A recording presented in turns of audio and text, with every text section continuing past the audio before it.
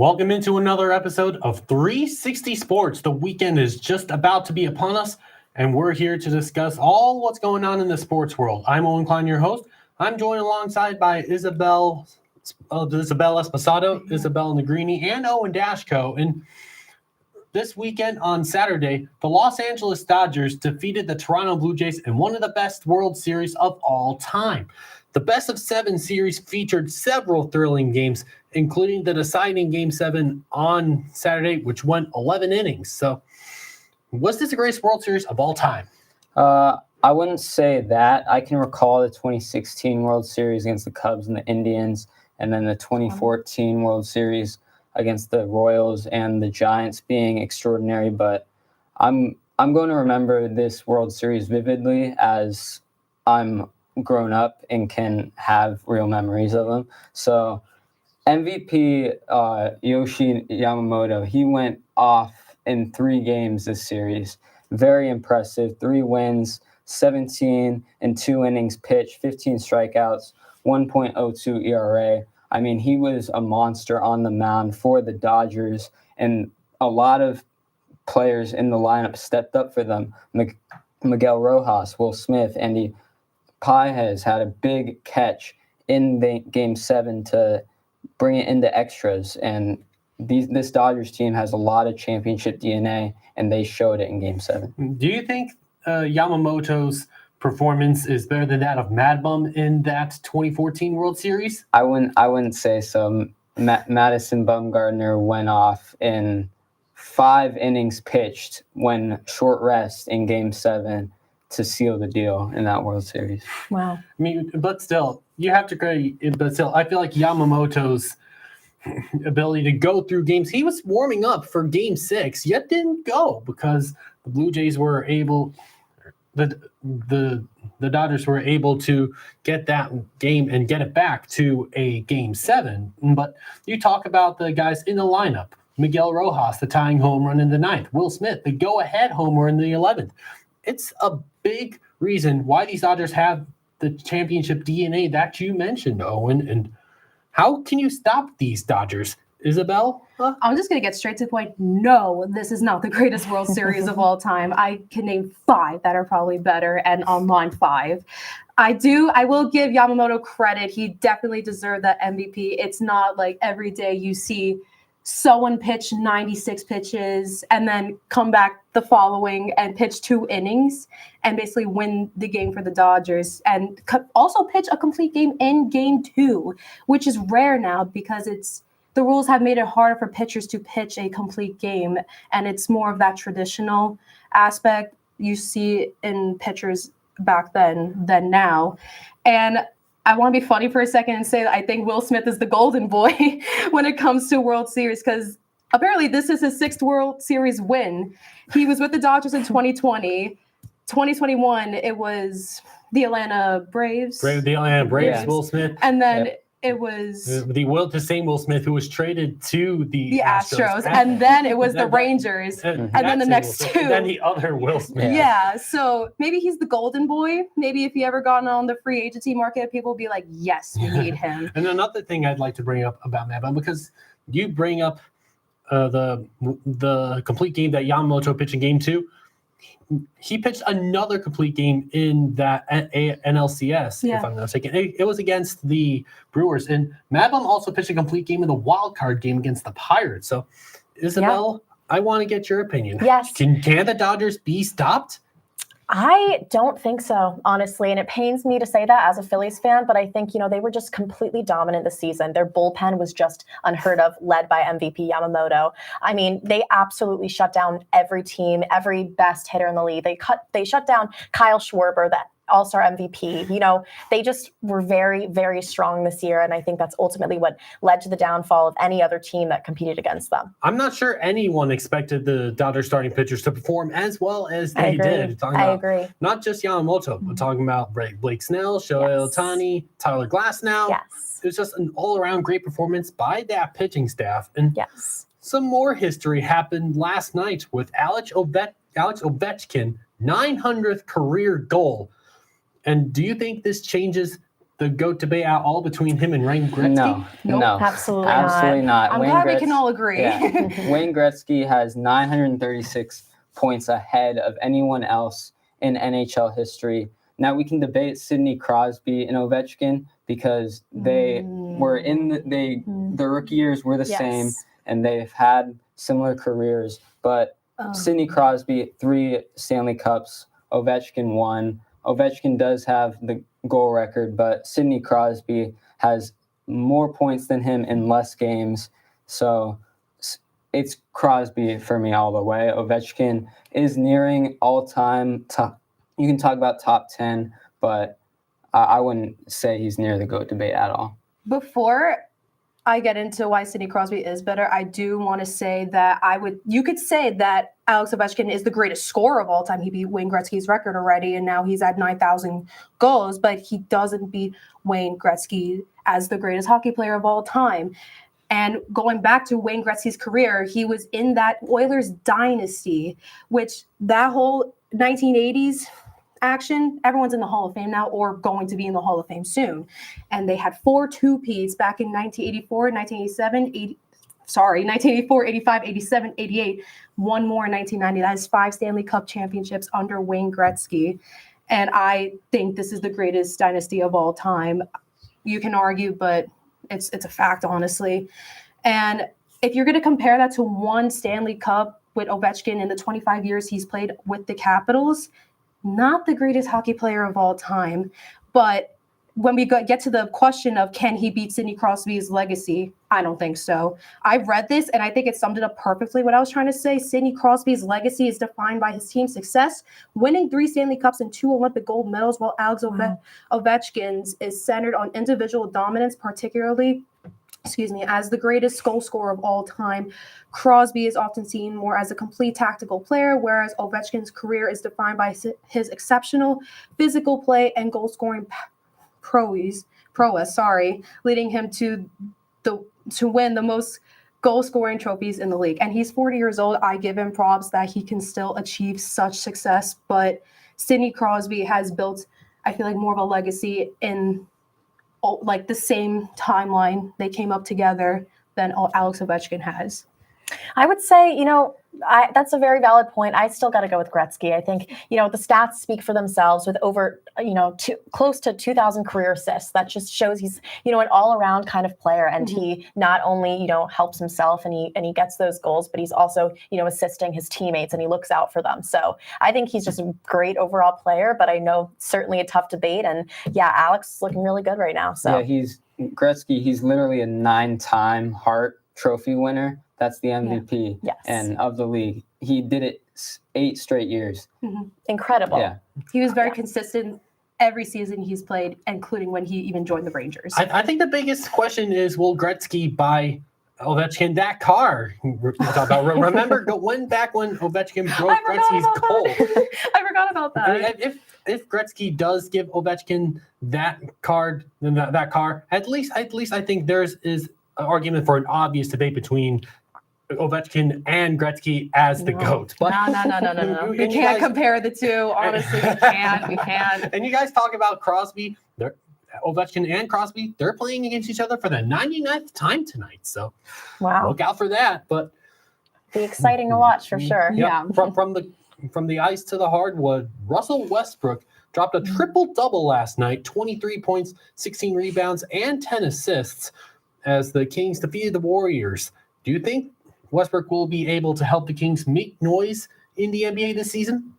Yeah, he's having a great start to the season. He's given the team a spark, even though the record's not too great, 3-5 right now. He is averaging a career high in three-point percentage at 43.2% to start out this season, 15 points per game. Last night, he passed Jason Kidd for most rebounds by a guard in NBA history. So he's given this team a spark. You can see he can get a triple-double every now and then, but this Kings team is not a contender whatsoever. I don't think they're a team full of vets that are basically having fun out there, and they escaped with a win last night against the Warriors, who were very depleted when their stars were on rest. I don't think this Kings team is going anywhere anytime soon. And the Western Conference overall is just loaded. And also, Westbrook turns 37 years old on Wednesday. So early happy birthday, Russell.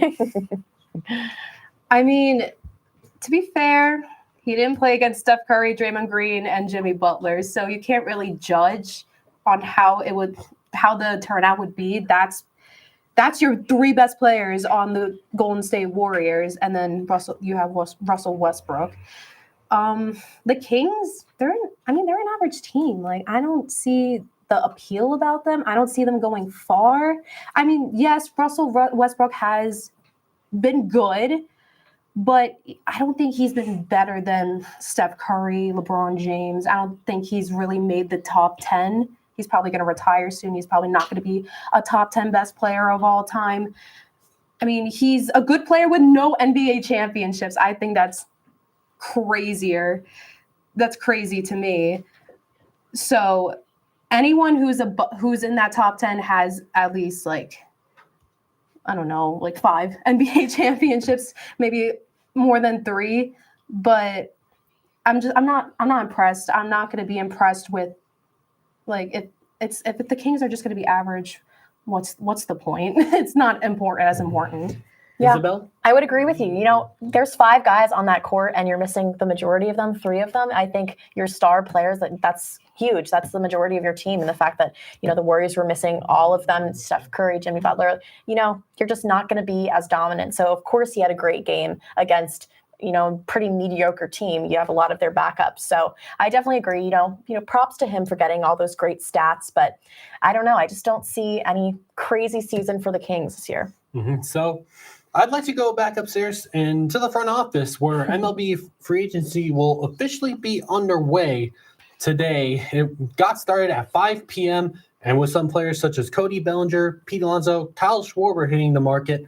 Some of them got qualifying offers like Schwarber and Kyle Tucker, but I want all of us to go to the board and give us a lock for one player heading to a specific team during the offseason. Dashko, let's start with you.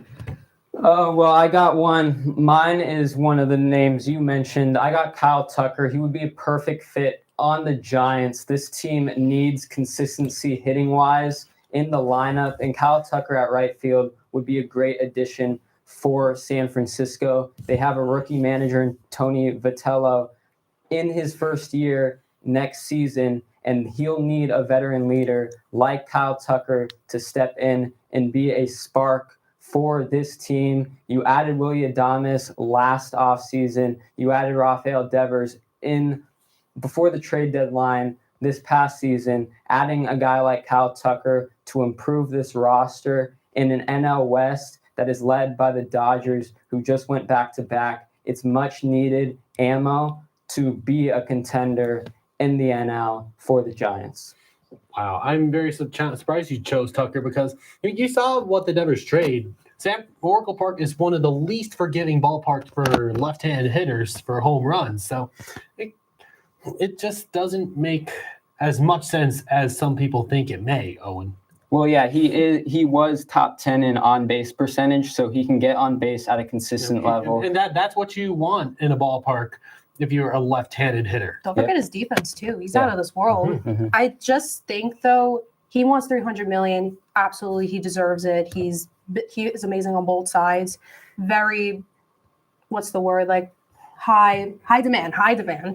And I don't think the Giants are a small market. I don't know if they could afford it. So that's gonna be up to who else wants Kyle Schwarber. Sorry, who wants Kyle Tucker? If it's the Yankees, Dodgers are even looking for him. Probably not. It's gonna be the Dodgers get him. it's gonna be competitive between those high market teams and the Giants who are on. Well, where the heck are you gonna play him? Because Shohei's your DH, Teoscar's in right Yankees. Well, Come on, get him. Well, why don't we get your pick, Isabel? Oh yeah, let's do it. So, hot take, and this is another universe. It's never going to happen, but if it were to happen, I would say Bo Bichette is a good pick when it comes to a free agency. He is now a free agent. Blue Jays they're predicted to sign him back. He's never been on another team. He's been on the Blue Jays since 2019. And since that 2019, he's been batting over 290 average except for 2024, but still very consistent player, very good as an offense. In this generation, amazing. He's a 2-time All-Star, 2-time American League player, and he's a fast runner, and that's very beneficial. I will say that there are some concerns with his defense, with his shortstop, but I can say that he's probably better than Anthony Volpe right now. And I think he has the time to work his way back up to a good defensive player. And I don't know. The Yankees will probably never get him. He'll probably never want to sign on to the Yankees. But if the Blue Jays sign him back, cool. But I think he's going to be a high demand offensively free agent pick. The first thing that came to mind was when you made that pick, Isabel, is where are you going to play him? And second base seems like the best spot for him because Yeah, you he did mentioned play a little bit you with mentioned second his base. defense a bit of a concern. Yeah. He did play some second when he came back off from his injury Yeah, for the Blue Jays he in wasn't that bad. postseason. And Chisholm's at third, Volpe at shortstop. I know the Yankee fans, If- they want Volpe yeeted into the Hudson River Yeah, after I- every error he makes. And apparently he had a broken shoulder. Why would you play with a broken shoulder? I did forget to mention that it has the fastest hits to 500 in franchise history. Oh, wow. That's a big success for him, and had his highest 102 RBI season in 2021. And forgot to mention the comeback he made to Game 7 of the World Series Yeah, with that the 3-run three-run home homer. run from a knee injury. Huge. That's rare. Usually players with a knee injury or any serious injury of that sort can't really play to their peak as he could, apparently. Besides Stanton, I will say. I gotta admit, when I saw Bichette hit that 3-run homer, I thought that was it. I thought Yeah, I the think we all Blue Jay did. pitching would be able to hold it down, but That no, was they the clawed their first way thing. back into the game. Yeah. Well, Isabel, what's Yes, yours? Very excited. So for my pick, I know I'm a little biased as a Phillies fan, but I would pick that the Phillies re-sign Kyle Schwarber. I think he's a huge asset to the team overall. You know, he's just an exceptional hitter. Like I said previously, he was chosen as the 2025 All-Star MVP of the All-Star Game, which is just incredible. You know, he had 56 home runs in his season this year. He had 145 hits. He's just a massive presence. You know, not only is he a big guy, but you just feel the presence when he steps up to the plate. So I think he's a huge asset to the team's overall hitting. Did he struggle, you know, in the postseason? Absolutely, he did. But like we previously mentioned, when you are up against some of the amazing Dodgers bullpen, of course, it's inevitable, is going to struggle. So I think Kyle Schwarber needs to be re-signed ASAP by the Phils. He's a great asset and just overall a great guy and a great addition to our team. Well, Wouldn't be I mean, surprised wouldn't be if surprised, he- but the Phillies have plenty of other free agents on You're there, right. like Ranger Suarez, You're right. JT Real Muto. Yes. All You the feel best players are you free have agents. to solidify Scary. that backstop position because Yeah. Marshawn, he's not a long-term. I agree. It's Replace going to be that tough for position. sure. I'm really hoping that we can afford to sign both JT and Kyle, as they are my favorite players, and I think they're exceptional. You know, JT is the best catcher in the league, but we'll just have to see. Mhm. Yeah. Well, so it's time for my pick, and I'm going to go a bit off kilter here because this isn't going to be a free agent signing. It's going to be a trade prediction, as I have Tarek Skubal going from the Detroit Tigers to the New York Mets, and the Tigers and the pitcher Skubal, the AL Cy Young winner, these two sides are very far apart in terms of contract negotiations, and the Mets have a plethora of high-level prospects, and your patchwork veteran arms, New York, that was one of the main reasons why you failed to make the playoffs. No real ace other than really Kodai Senga, but before he got injured. And you have Nolan McLean, who is probably the best of the group down the stretch. You have Jonah Tong, who arguably has the most potential out of the three guys, McLean, Tong, and Brandon Sproat. And you also have a good amount of position player guys like Jet Williams, Carson Benj. We'll see if David Stearns and company do decide to push for Skubal, but I think the Mets are well suited to do that, and an ace could finally help them make that payroll playoff worthy. and maybe even World Series worthy. I don't think the Mets can afford him. They spent all their money on Juan Soto, and look where that got them. Might be a little bit broke for Tarek right now. It could be a 1 year rental. I mean, I was gonna say. Watch it not even be worth that 1 year if it would hypothetically ever happen. Oh well, Mets fans have their grasp at straws. You know what I mean? Are you a Mets fan? I'm glad you guys have your I could hopes tell. up. I mean, wherever he goes, he's going to be a high He'll be good. impact player. Exactly. Yeah. Well, of course, you have teams like the Cubs and the Red Sox who also could be on him due to their prospect hauls. Yes. But speaking of moving players, gotta talk about the NFL trade deadline.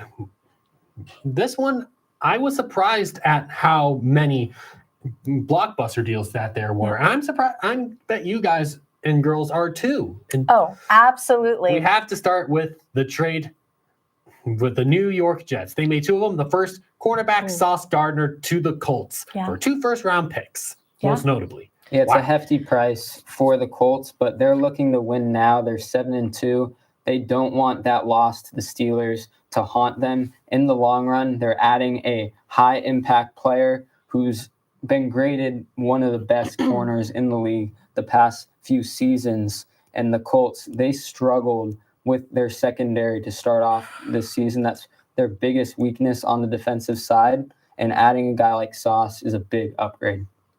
I would agree with that. Sorry. Yeah, it's all right. I would agree with that. You know, the Colts, I think, could be potentially a Super Bowl winning team, but that loss to the Steelers 27-20, I mean, it was relatively close, but like 6 turnovers against Daniel Jones, including that huge strip sack from TJ Watt. You know, they need some help on both sides of the ball, I think. And that was a pretty embarrassing loss. I don't think the Steelers are by any means an exceptional team this year. No, not at all. Yeah, so I think that was Good. definitely, awakening for the Colts organization. It just felt like one of those games that in which Indianapolis was due for a loss. And I agree. before the Steelers had their first 17-point lead, they only outgained the Colts by 20 yards. And quick question: why do you have Braden Smith one-on-one with TJ Watt? That's not going to be a recipe. Not for a good success. idea at And all. I expect the Colts to bounce back, and the Jets, the team that they traded for to get Gardner, they're in a big-time fire sale. Also shipping defensive tackle Quinnen Williams to the Dallas Cowboys for a first and a second-round pick. Yeah, the Yes. Jets are going to have a lot of ammo, draft capital in the next 2 drafts. They have 5 first-round picks. If they don't make any other moves, I don't think they would. Being in a rebuild and having a fire sale like this at the deadline, it's going to be great for that rebuild, and we'll see how they move moving forward. But I think this is kind of a loss for the Cowboys on the other side. You're 3-5-1, and you're making a kind of win now move for a high impact player. I get it. Quinnen Williams is in the prime of his career and has quite a bit more time left for him to be that high impact player, former All Pro, but you're not in a position to make a trade like that, especially when you're basically giving up a first round pick. The same thing you're getting back for Micah Parsons. Why not just keep Micah Parsons? Yeah. I mean, I'm glad we mentioned the Sauce Gardner trade because that's the one that stuck out to me the most. I feel like not really anything else stuck out to me as much. But the 2 first-round picks and in 2026 and then the 3 first in 2027, what are the Jets doing here? Are they looking to they're looking to reset, I feel like. Yeah. I think we can all agree. Which I think they need a on huge that. rebuild. Absolutely. And by the time, I'm thinking about this, by the time Arch Manning graduates, which would be 2027 year, I believe, Arch Manning to the Jets. Do you think Arch Manning has No, what it no. takes to be a franchise quarterback? I don't know. Look at Drew Aller. We all thought that he was going to be a franchise quarterback too. No. Just watch Mason Heinzel fall to the Jets. No, I was just imagining, how about Drew Aller to the Jets? Are they going to destroy him more? Aller has to go to the draft. He's in his senior season. Yeah. Do you even think he's going to get Well, drafted? to be No, I fair, actually- Carson Beck stayed one more year into the college football. He was a senior last year. So he could stay one more year and prove himself. He redshirted. Yeah. Yeah, that's what I'm saying. Like Drew Aller could do the same thing. Carson No. Beck. He played the amount of games. He played too many games than you were required to redshirt. So Okay. you can't do that. And I'm just got a couple things. The Cowboys, I disagree with your opinion, Owen. They're loading up for Super Bowl 61. What?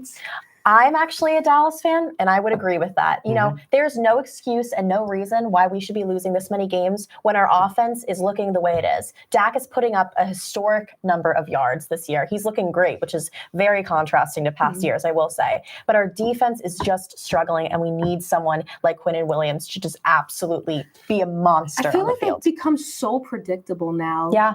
Yes, they can make it to the playoffs. They're going to choke, though. If That's they, what if they a even lot can, of they didn't make people it think. last year. Yeah, they If didn't make it can, last They year, didn't but make it last partly year, looking which too was good. crazy. partly because on of that Dak's one. injury. That's true. That's a Dak huge part. definitely is a staple. But for let's them. get one thing straight. I did not like this deal for those deals for the Jets. Quinnen Williams and Gardner, those were two players who were supposed to be part of that rebuild. But I'll just say this. If the Jets do not nail these draft picks, they're going to be the worst team in the NFL for like 5 years plus. They're already Yeah. the worst organization in history, probably right now. Yeah, Look I at their agree with you, track Owen. record and look at the season. They only won their first game, week 8? Ay, That's probably ay, why they ay. traded. They didn't think anything was going on. That's why they traded their Well, defenseman. why don't we focus what's happening on the field right now? We Okay. got to rapid fire some picks for some games that are going to be happening starting tonight with the Las Vegas Raiders taking on the Denver Broncos on Thursday Night Football. Orange Crush for Denver, and it just smells like a game where that type of defense is going to resurface. Yeah, I think the Broncos defense should dominate in this game. This is not a good matchup for Geno Smith, who had a kind of bounce back game. He had a pretty good game last week. 3 touchdowns, I'm pretty sure. But I'm just looking for consistency on the other side out of Bo Nix. He hasn't been as consistent as he needs to be to lead this team. I know they're 7-2, but that's mainly due to their defense. And if they want to be a true contender in this NFL season, they need to have their quarterback step up in the biggest of moments. He was sub 50% completion percentage last week, and that's just not acceptable when you're squeaking out these wins. I mean, the Broncos have been pretty dominant this season, in my opinion, because of their defense. That has really helped them a lot. The Raiders, surprising sometimes because they almost won last week, and they're usually not like a winning franchise, at least in the last 20 years, maybe. We could go crazy with that. But I mean, I feel like there's no surprise here. The Broncos are going to win. I agree. I think Bo Nix just has grit, and that's a huge difference. You've seen that in these massive comeback wins. No one was expecting the Broncos, the Denver Broncos.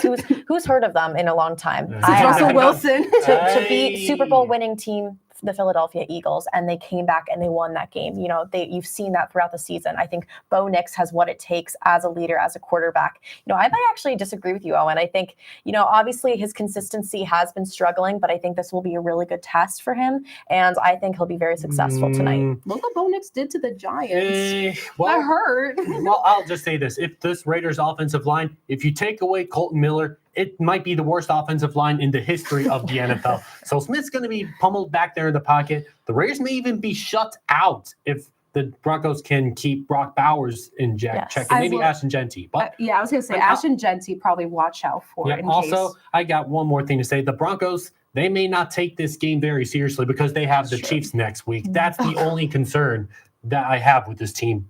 Well, why don't we go back to the NBA? It's the Clippers and the Suns tonight. LA will be without Kawhi Leonard and James Harden.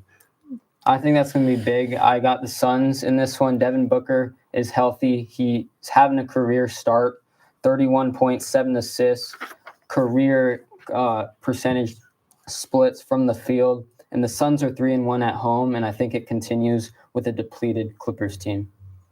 I think, the Clippers made it to the playoffs last year.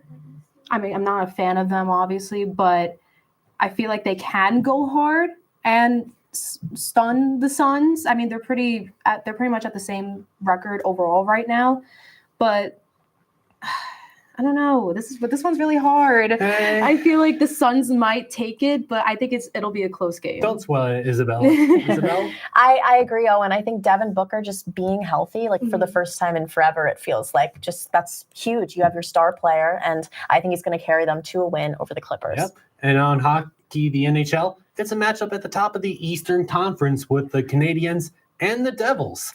Yeah, And Montreal searching for their first Atlantic Division title since the 2009-10 season. Yeah, the Canadians are looking to bounce back after a disappointing shootout loss to the Flyers. They're 5-2 on the road so far this season, and on the other side, the Devils are 5-0 at home, but they've lost 3 out of the last 4 matches for that team, and that's big. And I think the stars on the Canadians will thrive in this matchup. You got Suzuki, you got Hudson, Demidov. I think they're going to step up and lead this Canadians team to victory.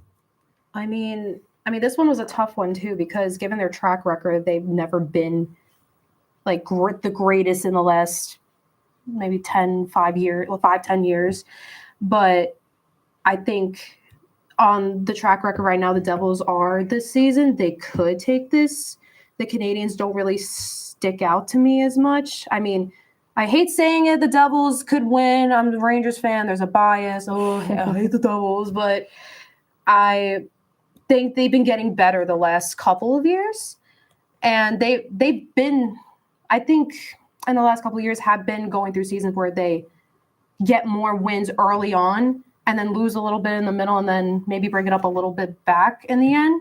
So that could happen again this season. So I'm going to go with Devils on this one. I also am going to go with Devils. I think that 5-0 at home advantage, that is massive. That energy, you can feel it in the rink. It's just, it's like none other. In my opinion, I think, hockey energy is just a completely different kind of energy in every. Especially in Jersey. I was gonna make that when I made my point. Yes.